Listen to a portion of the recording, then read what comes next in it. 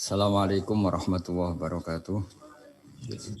Bismillahirrahmanirrahim. Rabbi shrah li sadri wa yassir li amri wa hlul 'uqdatam min lisani yafqahu qawli. Allahumma shalli wa sallim wa barik ala sayyidina Maulana Muhammadin wa ala alihi washabihi ajmain. Amma ba'du. Yang sangat saya hormati semua teman-teman di Jerman maupun dimanapun, wabil khusus yang telah memberi paparan yang sangat luar biasa, Bapak Quraisy Shihab. Saya hanya menambahkan, bukan nambah panas, tapi sudah. Ini bukan pemanasan, karena acara ini acara halal bihalal, nambah adem. Jadi tolong diralat, bukan tambah panas, tambah adem. Bukan pemanasan, tambah adem. Relax saja. Begini ya, karena yang diutarakan Pak Quraisy tadi sudah luar biasa. Saya hanya membantu referensi di antara ciri wali Allah itu asyafaqah alal khalqi kullihim. Punya empati, punya kasih sayang ke semua makhluk. Bahwa takdir kita ada perbedaan itu ya wajar, tapi bahwa definisi itu nyata. Tadi beliau menyebut termasuk satu saudara atau satu komunitas dengan makhluk-makhluk Allah yang lain. Pernah suatu saat Nabi memuji ada seorang nakal itu, diterima tobatnya Allah karena di jalan ketemu anjing, kemudian ngasih minum anjing itu dan Allah mengampuni. Meskipun secara hukum usul fikih tidak bisa digeneralisir, misalnya kalau minumin anjing 1 surga, kalau 100 tambah surga. Nanti lupa minumin manusia gara-gara kebanyakan minumin anjing gitu. Tapi apapun itu faktanya ada cerita di hadis seperti itu.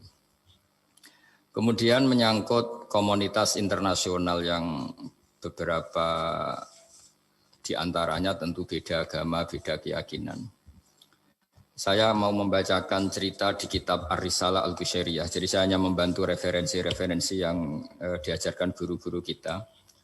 Ar-Risalah Al-Qushairiyah adalah kitab kesayangan Mbah Maimun karena dulu mbah beliau dapat ijazah dari Sayyid Umar Sato, kakaknya Sayyid Abi Bakar Sato yang punya kitab I'anatul Thalibin. Dan kitab itu dibawa ke Indonesia sampai ke saya sebagai murid beliau. Di antara yang disebut dalam Ar-Risalah Al-Qushairiyah ini Thariqatu Ahlil Ilm, kitab Ar-Risalah Al-Qushairiyah itu. Saya baca nasnya atau ibaratnya atau teksnya. Sami'tu ba'dal ulama yaqulu istadhafa majusiyun Ibrahim al-Khalil alaihi salam faqala bisyarti antuslima. Famarral majusiyu fa'awhallahu ta'ala ilaihi mundu khamsina sanatan nut'imuhu ala kufri. Falau nawaltahu lukmatan min ghairi antu talibahu bitahyiri dini. Famado Ibrahim alaihi salam ala athari hatta adrukahu wa'tadhara ilaihi fasalahu anis sabab fadhakara lahu dzalik fa aslamal majusiyu. Jadi suatu saat Nabi Ibrahim itu kan terkenal Abu Duyuf, orang yang mesti menservis tamu-tamu itu. Kita tahu dulu itu tidak ada warung, tidak ada hotel, tidak ada, ya pokoknya tidak ada mall. Sehingga kalau orang pergi itu kelaparan betul itu. Buat orang kaya pun kelaparan karena melewati padang pasir itu. Kalau sekarang kan orang mau sowan kiai makan dulu. Karena takutnya di rumah kiai kan makan sungkan. Jadi makan dulu nanti di kiainya tinggal pura-pura makan. Kalau dulu memang makan nih tamu itu wajib betul. Kalau tidak ya kelaparan betul tamu itu. Sehingga cerita suatu saat di antara tamu itu berakidah, berfaham majusi. Atau beragama majusi lah gampangannya itu. Terus Nabi Ibrahim enggak mau, saya mau ngasih makan syaratnya Anda harus Islam. Gitu. Akhirnya orang ini putus asa kemudian meninggalkan Nabi Ibrahim. Saat orang itu meninggalkan Nabi Ibrahim, Allah memberi wahyu ke Nabi Ibrahim. Orang itu umurnya 50 tahun dan dia hidup karena tak kasih makan.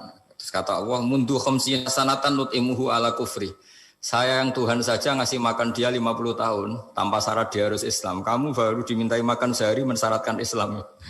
Walhasil terus Nabi Ibrahim ngejar orang majusi itu terus monggo-monggo makan di rumah saya. Singkat cerita terus orang majusi itu tanya kenapa Anda berubah pikiran. Terus Nabi Ibrahim cerita bahwa beliau ditegur Allah kemudian harus melakukan itu. Jadi cerita-cerita seperti itu banyak. Dulu kita dengar para kiai sering cerita ketika seorang Yahudi rumahnya diusir Amr bin As untuk pembangunan masjid. Ketika lapor ke Sayyidina Umar, masjid itu yang mengambil tanahnya orang Yahudi harus dikembalikan ke orang Yahudi. Dulu guru-guru kita juga sering cerita Sayyidina Ali itu pedangnya dicuri sama orang Yahudi. Ketika ketemu di pasar atau di jalan, kemudian Sayyidina Ali yakin itu pedangnya, dilaporkan ke Qadhi Syureh. Setelah itu Sayyidina Ali diminta, buktinya apa? Saksinya siapa kalau itu pedang Anda? Saksinya Hasan dan Husain. Tapi kata hakim, Said Hasan Husain itu keluarga Anda, tidak sah jadi saksi. Zaman itu Sayyidina Ali masih berargumentasi, waqad qala Rasulullah sallallahu alaihi wasallam Hasanun wa Husainun sayyida syababi ahlil jannah. Tapi kata Imam Sureh tetap standar saksi itu tidak boleh dari keluarga. Singkat cerita, qadhinya itu pakai standar hukum usul fikih, al-qaulu qaulu sahibil yad. Yang dibenarkan adalah yang sekarang megang barang itu. Ketika enggak ada saksi, al-musaddaq yang dibenarkan al-qaulu qaulu sahibil yad, yang dibenarkan ya yang megang barang itu. Singkat cerita dimenangkan oleh orang Yahudi tadi. Setelah dimenangkan, Sayyidina Ali agak kecewa, masa seorang Amirul Mukminin sidang di pengadilan negeri kalah. Tapi orang Yahudi tadi akhirnya insaf, sadar sampai masuk Islam. Sampai beliau ngendikan, bihada taqumus sama wal ard. Karena ini langit dan bumi berdiri, karena keadilan itu. Jadi ini cerita-cerita referensi yang bisa menolong teman-teman siapapun berkomunitas internasional. Karena pikiran saya sederhana ya, al-ilmu yurisul ahwal, ilmu itu melahirkan sikap. Jadi kalau kita punya referensi yang cukup tentang toleransi, insya Allah kita hidup di mana saja punya toleransi, karena toleransi itu juga ajaran agama. Di antara yang diceritakan para guru-guru kita adalah ketika Nabi mau dibunuh oleh orang namanya Daksur, atau Duksur siapa, enggak tahu KTP-nya saya, kiai-kiai kalau baca Daksur. Ketika beliau sedang santai di satu tempat, tahu-tahu ada orang yang mengambil pedangnya, kemudian bilang, Mayyamna'uka minni ya Muhammad. Sekarang Anda sama saya berdua, siapa yang bisa menghalangi kamu? Nabi dengan rileks menghentikan Allah. Kemudian si Daksur ini gemetar, pedang jatuh. Kemudian diambil Nabi. Sekarang ya Daksur, Mayyamna'uka minni, yang bisa menghalangi kamu siapa? Orang itu bilang, la ahada, tidak siapapun. Nabi dengan gampangnya fa'afa'anhu, Nabi memaafkan. Padahal ini jenis harbi, jenis orang yang jelas punya niat bunuh. Terus artinya kita-kita yang ngaji di pesantren, saya ngaji di Mbah Maimun, punya Bapak Kiai Nur Salim, semuanya ngajarkan bahwa di mana-mana perang kekerasan itu ya karena kita diperangin. Udina lilladzina yuqatalun, karena kita diperangi kita boleh perang. Qatilul ladzina yuqatilunakum. Jadi yang boleh kita perangi ya zaman kayak kita dulu dijajah Belanda, dijajah Jepang zaman itu. Ketika sudah tidak ada penjajahan, ya alasan itu sudah hilang karena mereka tidak merangi kita. Jadi apa ya, perang ya ada konteks rasionalitasnya, damai juga ada konteks rasionalitasnya. Tapi karena kita punya tradisi referensi, teman-teman yang di Jerman tak bantu, tadi ada kitab Arisalah Al-Qusyairiyah, terus ada beberapa cerita-cerita tadi kayak Daksur. Kalau ayatnya jelas ya, jelas qatilul ladzina yuqatilunakum wa in janahu lisalmi fajnah laha wa tawakkal 'ala Allah. Bahkan seperti yang diceritakan Profesor Quraisy tadi, yang sedang kita benci pun bisa saja suatu saat teman. Dalam surat Mumtahanah itu atau Mumtahinah ada ayat asawwau ayyaj'ala bainakum wa bainal ladzina ataitum minhum mawaddah. Bisa saja orang yang sekarang kamu benci suatu saat kamu cintai. Wallahu qadir, itu Allah Maha Kuasa. Dan tadi saya menambahkan yang dikatakan Profesor Quraisy tentang belajar. Dulu Nabi itu enggak puasa Asyura. Tapi ketika datang ke Medina, orang-orang Yahudi itu puasa Asyura. Coba tanyakan ke mereka, kenapa puasa tanggal 10? Terus mereka menjawab, Yaumun najawwahu fi Musa, itu hari yang Allah menyelamatkan Nabi Musa. Terus fa'amara bisyami, kemudian Nabi menyuruh sahabat puasa. Artinya dulu itu segampang itu hidup, itu sesuatu yang baik, apa ya sudah. Ya sudah ditiru. Meskipun kita tahu Nabi itu tentu mustaqil bil istihad. Nabi itu orang yang mandiri. Tapi memberi percontohan kita betapa gampangnya kita seperti itu. Dulu ada seorang Yahudiyah meminta sama Sayyidah Aisyah dan dikasih. Ketika dikasih dia mendoakan semoga kamu Aisyah selamat dari siksa kubur. Zaman itu Sayyidah Aisyah itu belum tahu tentang siksa kubur sehingga beliau engkar, enggak percaya. Tapi setelah Rasulullah datang dan diceritanin Nabi, oh iya siksa kubur itu ada. Dan semenjak itu Nabi selalu isti'adah minta perlindungan dari siksa kubur. Jadi dulu di komunitas-komunitas beda agama sesuatu yang benar ya dibenarkan. Makanya kaidah umum dalam interaksi antar agama, Itu la tusaddiquhum wa la tukadzibuhum. Ya kamu jangan bilang iya, jangan-jangan enggak, ya jangan bilang tidak, jangan-jangan iya. Jadi aturan ilmunya jelas la tusaddiquhum wa la tukadzibuhum. Ya artinya sesuai referensi ilmu lah kira-kira begitu. Terus yang terakhir, ini saya mohon maaf sama komunitas di Jerman karena saya ini pura-puranya aja sibuk. Karena saya kira ini seberapa jam lagi saya ngajar ini. Nanti kalau saya tidak ngajar di sini yang ngundang agak-agak dosa. Jadi supaya sama-sama tidak dosa ini saya ya nuruti jenengan. Tapi ya karena saya ngajar ini juga yang datang orang macam-macam. Ada yang Kalimantan, Sumatera mau ngaji di sini. Ini seberapa jam lagi saya ngaji Sahih Muslim. Yang terakhir ini di halaman Kitabu Adabil Ulfa wal Ukhuwah halaman 285 dalam Ihya juz 2. Jadi kitab saya juz 2. Mungkin kalau beda cetakan yang jelas ikut Kitabu Adabil Ulfa wal Ukhuwah. Di sini diterangkan oleh Imam Ghazali dengan beberapa riwayat yang disebut al-jironu salasatun. Bertetangga itu ada 3. Jarun lahu hakun wahid. Ada tetangga yang punya hanya 1 hak. Wajarun lahu hakoni wajarun lahu salah satu hukukin. Terus beliau cerita yang punya 3 hak itu ya tetangga, ya seagama, ya masih ada hubungan kerabat. Yang punya 2 hak ya tetangga, ya seagama. Terus wa amal ladzi lahu hakun wahid fal jarul musyrik. Yang punya hak 1 itu tetangga yang beda agama. Jadi intinya tetap dikasih hak meskipun beda agama.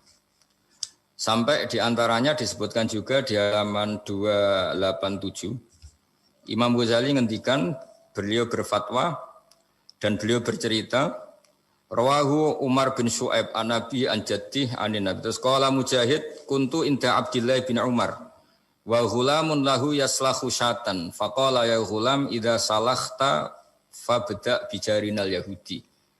Abdullah bin Umar itu sedang memasak kambing atau itu pembantunya ini sedang nguliti kambing. Itu pesannya Abdullah bin Umar ya ghulam idza salakhta fabda bijarinal Yahudi. Nanti jangan lupa tetangga kita yang Yahudi. Ini di Ihya halaman 287. Hanya cerita kebaikan. Jadi cerita-cerita perang itu ya karena kita diperangin, tapi ya kalau kita dibaikin ya baik itu ajaran Islam. Hatta qala dzalika miraron. Faqala lahu lima taqulu hadza. Ini pembantunya juga enggak langsung menerima. Kenapa saking enggak mau nerimanya diulang-ulang lagi oleh Abdullah bin Umar. Faqala inna Rasulullah sallallahu alaihi wasallam lam yazal yusina bil jar hatta khashina annahu sayuwarrithu. Kenapa engkau melakukan itu ya Abdullah bin Umar? Terus beliau menjawab, Rasulullah itu selalu berpesan untuk berbuat baik sama tetangga. Tadi kita tahu kalau tetangga punya 3 hak, berarti seagama, ada hubungan kerabat, hakul jar, berarti 3. Ada yang seagama dan tidak punya hubungan kerabat, berarti punya 2 hak, yaitu satu agama dan kerabat. Ada yang punya 1 hak saja, ya tidak keluarga, tidak seagama, tapi karena tetangga itu juga tetap punya hak. Dan itu pun masuk kategori lam yazal yusina bil jar, termasuk orang-orang yang harus kita baikin. Ya kalau di Qur'annya kayak tadi ya, qatilul ladzina yuqatilunakum, boleh merangi ya yang merangi kita.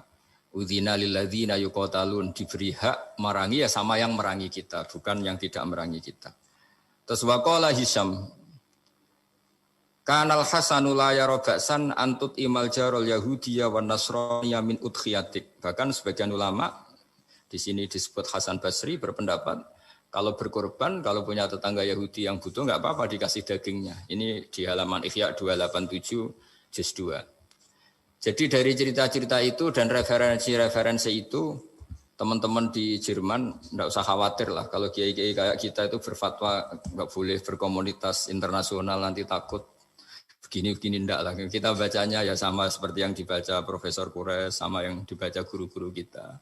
Jadi itu kalau boleh dikatakan sumbangan saya lah bahwa di kita di pesantren itu ajaran-ajarannya juga seperti itu. Dan tadi beberapa kita saya sebutkan halamannya supaya bisa dicari, supaya tidak kelihatan hoax, juga tidak bikinan saya gitu, supaya jelas itu.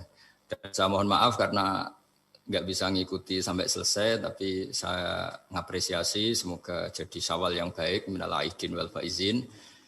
Minal aidin artinya kita kembali menjadi ahli surga. Saya termasuk yang sependapat dengan kitab yang saya baca.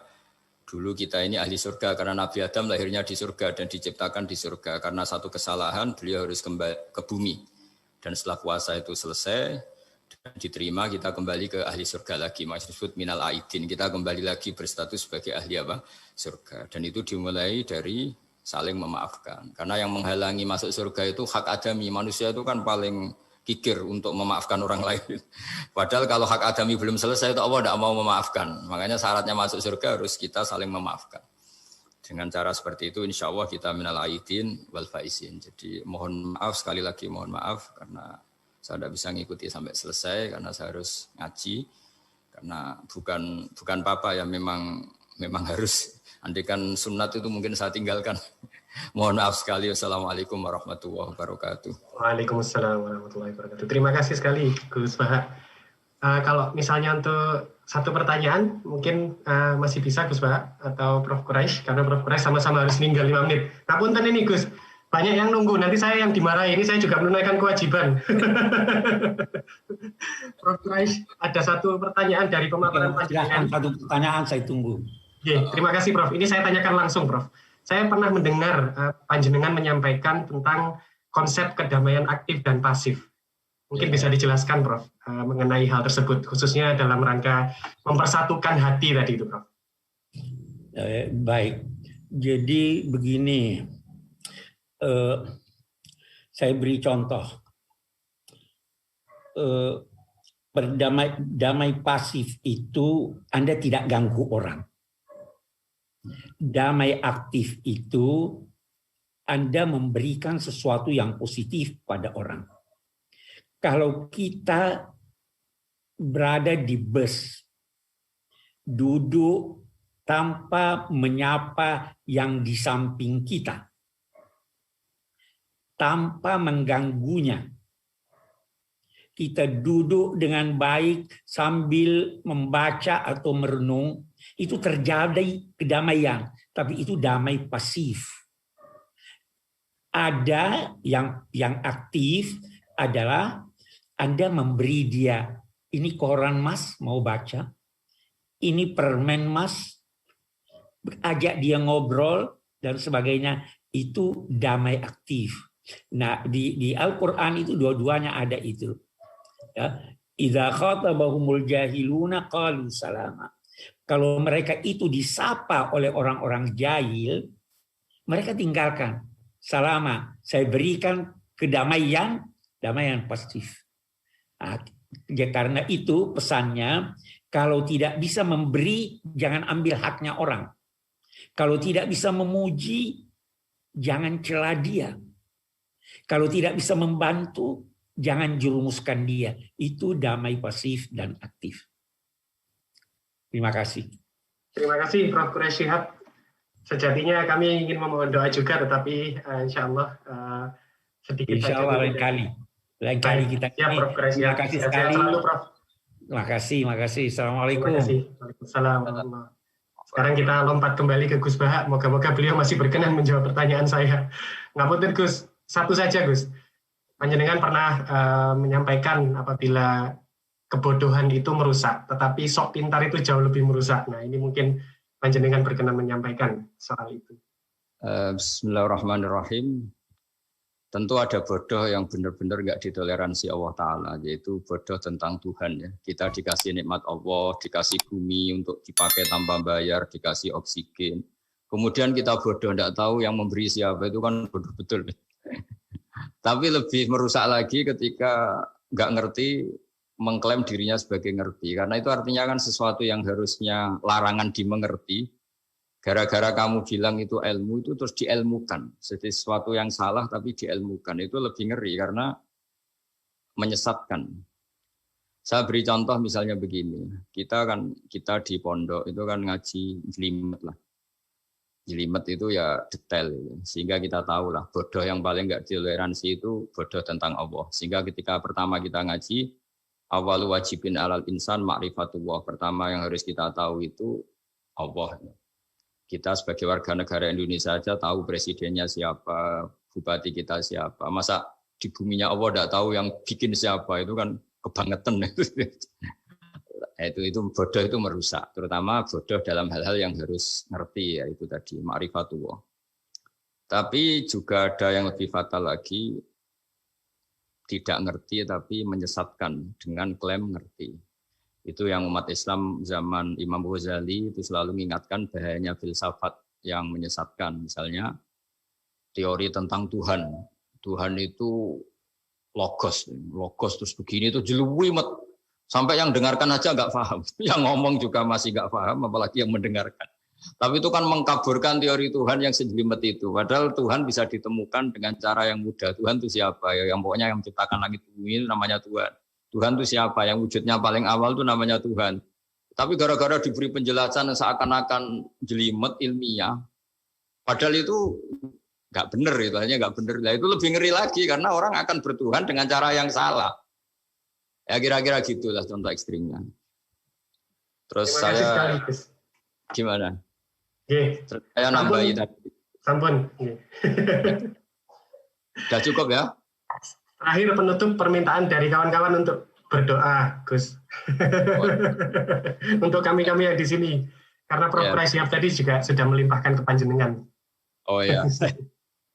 Terus saya menambahkan sedikit tentang yang didawuhkan Pak Pures tadi. Memang di terakhir dawuhnya Nabi, kamu harus berbuat baik. Kalau nggak bisa ya Rasulullah, mendukung yang baik.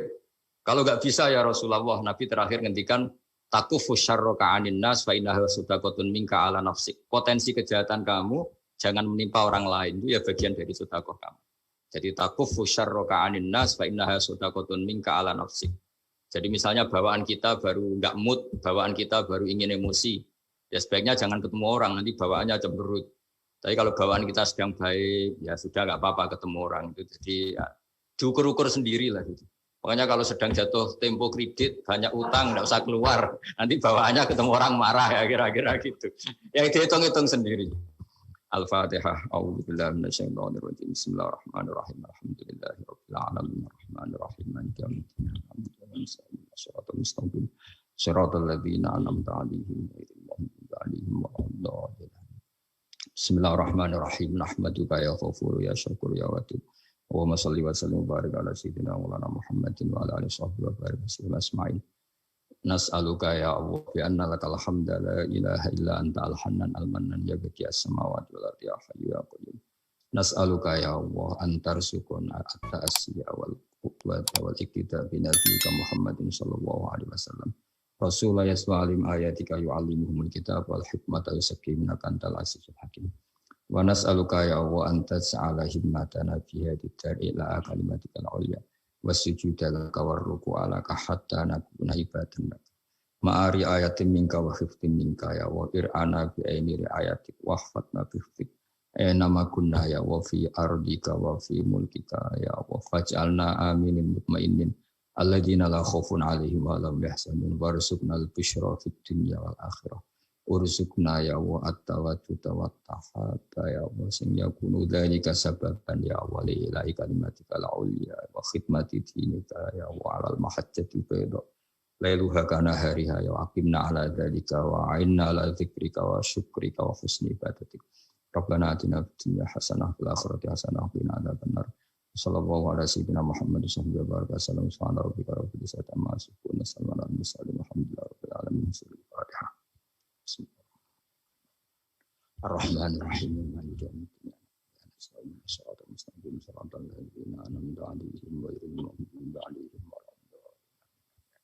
Ya, mohon maaf. Assalamualaikum warahmatullahi wabarakatuh.